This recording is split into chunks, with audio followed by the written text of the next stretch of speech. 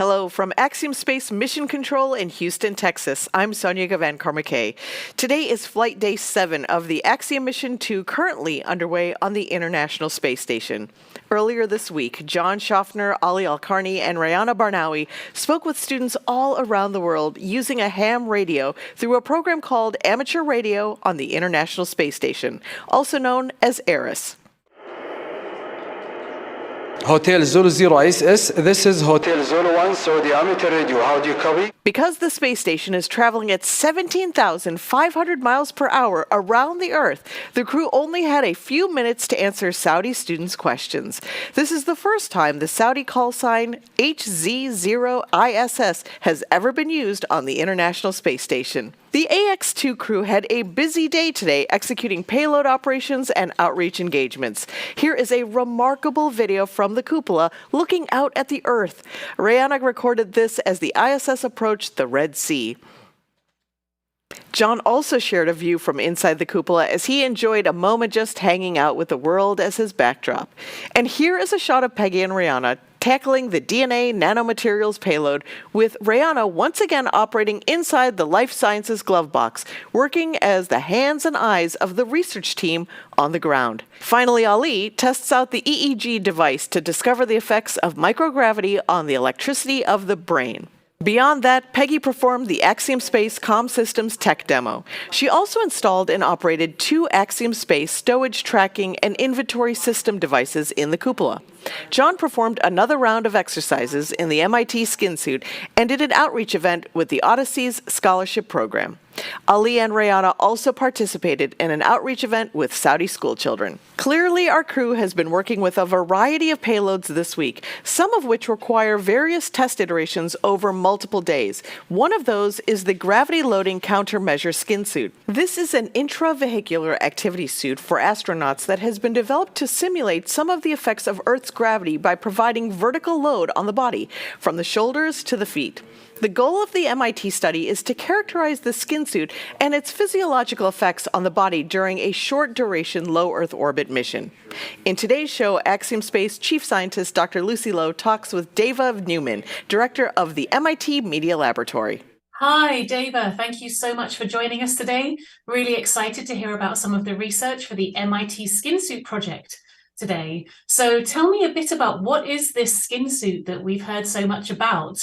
What's it for, and what's going on Ax-2 with this project? Thanks so much, Lucy. It's great to be here. We're really excited. We are so excited to be in orbit with you all, Axiom, with the skin suit, as you mentioned. It's called the Gravity Loading Countermeasure suit. We call it skin suit for short. And so what it is a technology demonstrator. John is the astronaut wearing the skin suit. This is our version 8 of the suit, so we're pretty excited about this. So first and foremost, we're evaluating the comfort, the fit, and our onboard internal sensing. So it's a loading suit. So imagine we're in weightlessness. The astronauts are floating around. Of course, we have a lot of physiological deconditioning of the muscles and the bone and the spinal elongation. So the skin suit then recompresses you. Imagine applying loading from your shoulders all the way down to your soles and the material development. So imagine that compression. So we reload the spinal column so that the astronauts don't get back pain. We're testing that out. It seems like growing 2 centimeters in space and weightlessness might be fun, but it causes some back pain for folks. So we want to make sure that they're really comfortable and they can do all of their great work up there. And then it's in parallel with the exercise, because astronauts have to do a lot of exercise for their muscles and bones. And so we look at this as a technology demonstration of a material development. And basically, you can reload. So imagine the prescription, the RX. You go to the pharmacy and get the RX. Well, how much loading does a person need? And everyone probably runs around with their Fitbit or smartwatch, and you want to get in your 10,000 steps here a day on Earth. Imagine now you're in weightlessness and well, you have 0 steps a day because you don't have that one body weight loading. So the skin suit then is to reload up to, say, 25% or 50%. So we can kind of dial in how much compression that you're getting. And so we really are looking at reloading the astronauts. We've evolved and developed in this 1G gravity field. Now we're in weightlessness. And so we're reapplying that loading. It's a very tight fitting, second skin suit. And so it has to be comfortable. It has to be very mobile. We don't want to waste any energy using the suit. We just want them to be very comfortable. So it kind of looks like a leotard you might wear for the gym, but it has a lot of technology that we recompress, like I said, from the shoulders down to the feet, and can dial in how much loading. And then first we'll do the spinal elongation. We'll kind of recompress. That's aim one. And then we're looking at sensory motor function. How are people performing? How are the astronauts performing in terms of their balance, their awareness, and just how are they feeling? And then thirdly, when they do exercise, we are assessing that exercise performance to see if this new type of suit, this skin suit, can help the astronauts in parallel with when they're doing their other exercise measures. Gotcha. That's really exciting. So good old John has volunteered to go to microgravity to get rid of the effects of gravity. And now he's wearing a suit that is actually remodeling some of those effects of gravity that he's just left behind. So I'm guessing he's interested in how that's feeling from his perspective. So you mentioned that this was version 8 of the suit. So it sounds like it's had a really long history of development over the years. Can you tell us a bit about how long it's taken to get to this point and what's happening on Ax-2 that's different from all of the previous versions of the suit? Yeah, thanks so much. So we're really excited about this. Is the first smart suit. So we have the instrumentation when John dons it, donning and doffing, putting it on, taking it off. Then he'll, just tap on our electronics box. It's right by his sole. And that's measuring how much is he loading, how much are we loading, and what's the compression in the suit. And so those are the two measurements that we've taken before, say pre-flight or post-flight, or say you can do it in bed rest. But this is the first time ever in microgravity up on the ISS that we've been able to get the real-time measurements in flight. So we're really thrilled about that. Version 6, version 7, those two versions flew for short missions with an ESA astronaut, European Space Agency astronaut, as a technology demonstration. But that wasn't a smart suit. This is the first time with John that we get to have our electronics on board, and a much more comfortable design, we think, in the yoke, in the shoulders, where the again the compression comes from the shoulders all the way down. So we've enhanced the design for version 8. We put in some electronics to make it a smart suit, and we're really doing a full battery of sensory motor tests on this mission.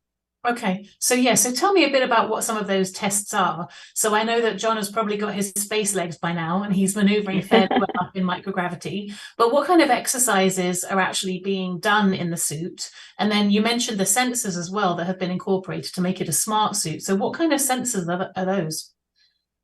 So the sensors, they help us measure how much we're loading him, how much pressure the suit's a compression suit. Okay. So again, say you can think about it as I have, if I stand on Earth, one body weight, and maybe in space I'm weightless. Can we get back to 25% loading? How about 50% loading? So we're looking at some loading, and we can measure that through our sensors.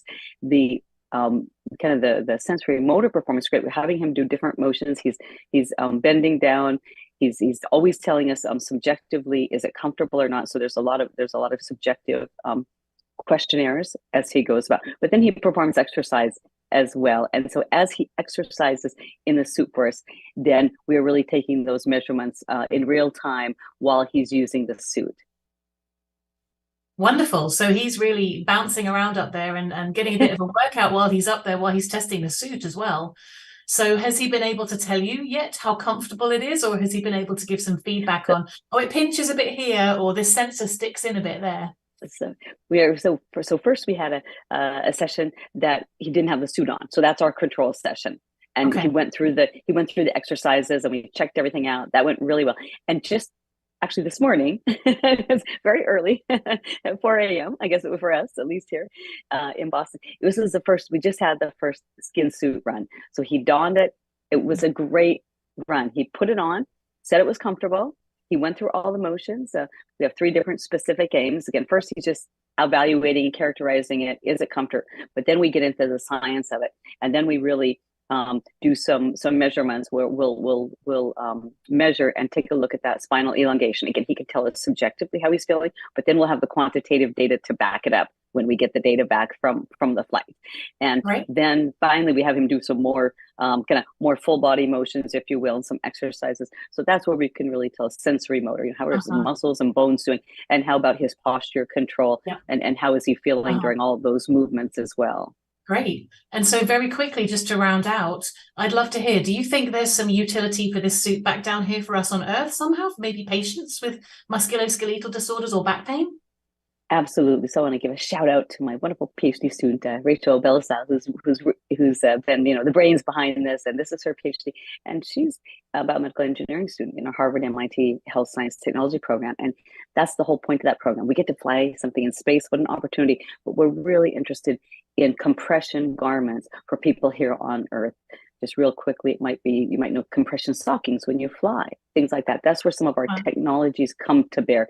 If we can have material that compresses people circumferentially or vertically, then they're really important for cardiovascular flow, but also musculoskeletal. Imagine if someone's in the hospital and lying in bed, maybe we can provide this type of exercise suit to keep them, keep their muscles and bones, and keep them in their sensory motor performance intact. So we're really excited about the Earth biomedical applications as well for this technology. Fantastic. Well, thank you so much, Dava. Really great to hear about this really cool and interesting suit. We look forward to seeing what the next iteration of it is. And thank you so much for joining us today. Thanks so much. Can't wait for tonight's or tomorrow night's run. Thanks, Lucy and Dava, for such a fascinating discussion.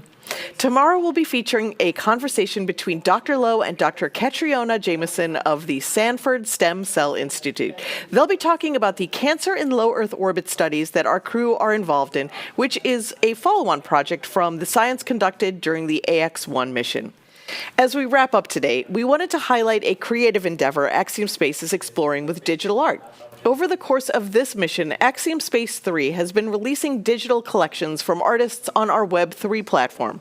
AxiomSpace 3 is a token-gated community network that allows members to collect premium space-inspired collectibles and engage with astronauts, space technology professionals, and Web3 entrepreneurs, building at the intersection of deep tech industries. AxiomSpace and ArtBlocks Engine together have been offering a space-infused NFT collection initiated from the International Space Station. For more information about upcoming digital releases and how to purchase Ax-2 mission digital art pieces, visit nft.axiomspace.com. For now, I'm Sonia Gavankar-McKay. This brings us to the end of Flight Day 7. For updates throughout the mission and all things AxiomSpace and Ax-2, please visit axiomspace.com. We'll see you again tomorrow.